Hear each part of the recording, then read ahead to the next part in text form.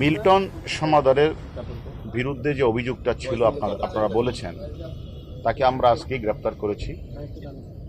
তার বিরুদ্ধে অনেকগুলো অভিযোগ, এবং সে তার বাড়ি হলো বরিশালের উজিরপুরে। সে তার উত্থানটা হচ্ছে তার বাবাকে পিটিয়ে সে এলাকাবাসী তারে ধরে এলাকা ছাড়া করে এখানে এসে কিছুদিন শাহবাগে একটা ফার্মেসিতে কিছু কাজ করত। সেখানে ওষুধ বিক্রি চুরি করার কারণে তাকে সেখান থেকে বের করে দেওয়া হয়। এরপরে সে একটা পর্যায়ে কিছু লেখাপড়াও করেন। সে মিটু হালদার নামে একটা নার্স, যে নার্সিং মেয়ে, যে পেশা নার্স, তাকে বিয়ে করার পরে সে তখন তার স্বপ্নে আসলো সে একটা ওল্ড অ্যান্ড চাইল্ড একটা কেয়ার সেন্টার সে স্থাপন করবে, এরকম একটা তার স্বপ্নে আসলো। তখন তার ওয়াইফকে নিয়ে সে মিরপুর এলাকায় একটা child and old age care নামে একটা প্রতিষ্ঠান খুলে। এখন সেখানে খুলে আসলে এই যে তার বাচ্চা শিশুদেরকে নিয়ে আসতো, আর বৃদ্ধ মানুষগুলি যারা সেখান থেকে মানে গরিব তাদেরকে নিয়ে আসতো। এরকমভাবে আপনারাও দেখেছেন, বিভিন্ন মিডিয়াতেও, সোশ্যাল মিডিয়াতে ভাইরাল হয়েছে। সেখানে এগুলি সে প্রকাশ হয়েছে এবং সে বলেছে যে আমরা সেখানে অপারেশন থিয়েটার আছে, সেখানে মানুষকে সে বিভিন্ন ধরনের সেবা। তাহলে অপারেশন থিয়েটার থাকে, হাসপাতাল থেকে, তারও তো লাইসেন্স থাকতে হবে। সে লাইসেন্স নেই। সে বেশিরভাগ কারণে না, সে রাতে লাশ দাপন করে। তখন তাকে জিজ্ঞাসাবাদ করা হলো যে আপনি রাতে লাশ দাপন করেন কেন? সে বলে যে আসলে না হলে তো মানুষ আমাকে বিভিন্ন প্রশ্ন করে। এটা সে উত্তর দিয়েছে। এবং আশ্রমে বৃদ্ধদের চিকিৎসা দেওয়া হয় না বলে গণমাধ্যমে এসেছে। সেটাও তাকে জিজ্ঞাসা করা হলো যে আপনি যে 30-25 লাখ টাকা খরচ করেন, টাকা পান কোথায়? এবং নিজেই ডেথ সার্টিফিকেট তৈরি করে ডাক্তারের সিল স্বাক্ষর জাল করে সে নিজেই মিডিয়ার কাছে শেয়ার করেছেন। এবং আমরা এটাও জেনেছি যে সে ইতিমধ্যে 900 লাশ দাপন করলেও 835 সালের সম্পূর্ণ গরমিল কোনো ডকুমেন্টসে দেখাতে পারে না।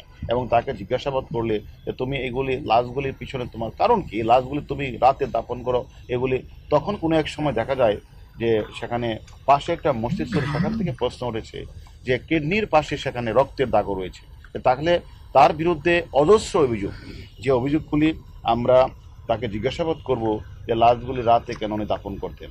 তার কাছে আমরা জিজ্ঞাসাবাদ করব, তিনি নিজে যে স্বীকার করেছেন যে ডেথ সার্টিফিকেটটা উনি নিজে কেন তৈরি করেন, ডাক্তারের সিল স্বাক্ষর উনি নেন না কেন। এবং সেটা একটা অনেকেই যারা তাদের অত একটা বাচ্চা শিশুকে দিয়েছে, অত বৃদ্ধ একটা মানুষ তার দিয়েছে, যখন তার খোঁজখবর নিতে গেছে তাকে সে সেখানে টর্চার ছেলে সে তাকে কিন্তু পিটিয়েছে। এরকম আমাদের অভিযোগ আমরা পেয়েছি। যে সব কিছু মিলিয়ে সে তার বিরুদ্ধে অজস্র অভিযোগ আমরা পেয়েছি। এবং সে এই টর্চার সেলে সে বলেছে তার দুইটা আশ্রম রয়েছে, একটা হলো সাভার, একটা হলো সেখানে সে 500-700 লোক রয়েছে। কিন্তু সে খোঁজ নিয়ে জানা যাচ্ছে সেখানে 20-30 জন 40 জনের বেশি সেখানে লোক নেই। এবং আমাদের কথা হলো আমরা তাকে নিয়ে এসেছি এবং কিছু অভিযোগকারী রয়েছে, তারাও মামলা রুজু করবে।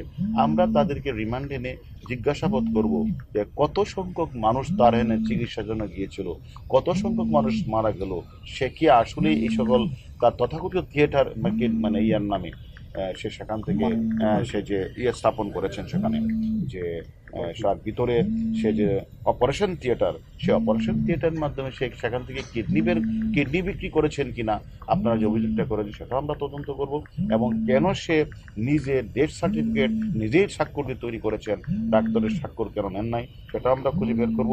এবং বেশিরভাগ লাশ দাঁড়াতে দাপন করলেন কেন, এবং তিনি দুটি আশ্রমের কথা বলে শত শত মানুষকে রাখার কথা বলে সেখানে কোনো লাশ নেই, সব কিছু আমরা তদন্ত করে আমরা পরবর্তী পর্যায়ে আপনাদেরকে জানাবো যে আমরা তার বিরুদ্ধে এই অভিযোগগুলি আমরা পেয়েছি। এখন আমরা মামলা রুজু হওয়ার পরে আমরা রিমান্ডে এনে বাকি তথ্যগুলি আপনাদের জানাবো। আনন্দ ভাই, আমি আজকে মিরপুর মডেল থানায় গিয়েছিলাম ওনাদের কাছে জানতে যে এই যে মরদেহগুলো তিনি দাফন করেছেন, অনেকগুলোর ক্ষেত্রেই নাম পরিচয়হীন বা স্বজনরা ছিল না। এ ধরনের মরদেহ দাফন করতে গেলে জিডি এন্ট্রি করতে হয়, আপনার ফিঙ্গারপ্রিন্ট নেওয়ার একটি বাধ্যবাধকতা রয়েছে, যাতে পরবর্তীতে তার স্বজনরা আসলে সে মরদেহটি খুঁজে পায়।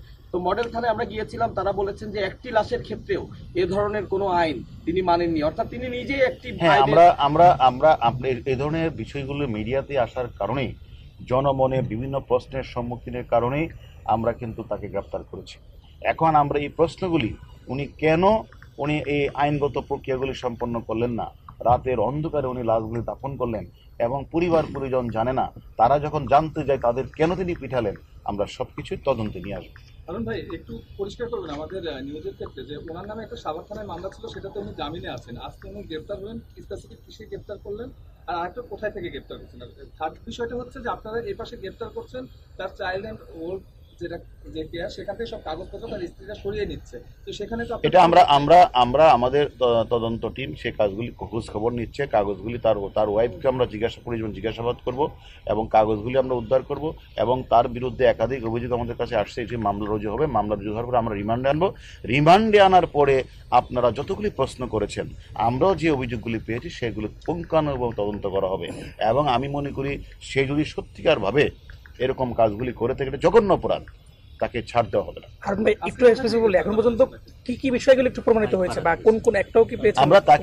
আমরা এখন মামলা কপি আমরা পেয়েছি, আমরা তার বিরুদ্ধে একদিকে তো মানব পাচার, অন্যদিকে তার বিরুদ্ধে যে বাচ্চা শিশুদের উপরে যে হামলা এবং আত্মীয় স্বজন গেলে যে তাদের উপরে মারপিট এবং বিভিন্ন জায়গাগুলোতে উনি যে টর্চার সেল বানিয়েছেন সবকিছুই তার মামলার মধ্যে আসবে। কয়েক কোটি টাকার তথ্য এর মধ্যে এবং গণমাধ্যমে সে এসেছে। আমরা কি আমরা পরিমাণ অর্থ সবকিছু এসেছে? আমরা সবকিছু তদন্তে নিয়ে আসবো। হারুন ভাই, এখন চাইল্ড কেয়ারে যারা রয়েছে, বৃদ্ধ যারা, তাদের দেখভাল করার জন্য যেহেতু গ্রেপ্তার হয়েছে, তাদের দেখভাল করার জন্য কি বিষয়? সেখানে আমরা তো সেখানে এটারও খোঁজখবর নিচ্ছি, সে তার কাজটা কি, সেখানে তার কোনো, সে তো আর এগুলি দেখভাল করার কথা না, সেখানে তার লোকজন আছে কি না, অ্যাকচুয়ালি এখন স্বাভাবিকভাবে চলবে এবং সে তার কাছে আমরা জিজ্ঞাসাবাদ করব এটা আসলে তার বিরুদ্ধে যে ভয়ানক তথ্য আসছে তাকে সেই সব কিছুটা আমরা তদন্ত করব, তদন্ত করে যদি মনে হয় যে সকল অভিযোগগুলি এসেছে মামলায় যে আলামতগুলি আছে সেগুলি তার বিরুদ্ধে সুস্পষ্ট অভিযোগ নেই, সেক্ষেত্রে আমরা আইনগত প্রক্রিয়া যা করে সেটাই করবো। ধন্যবাদ।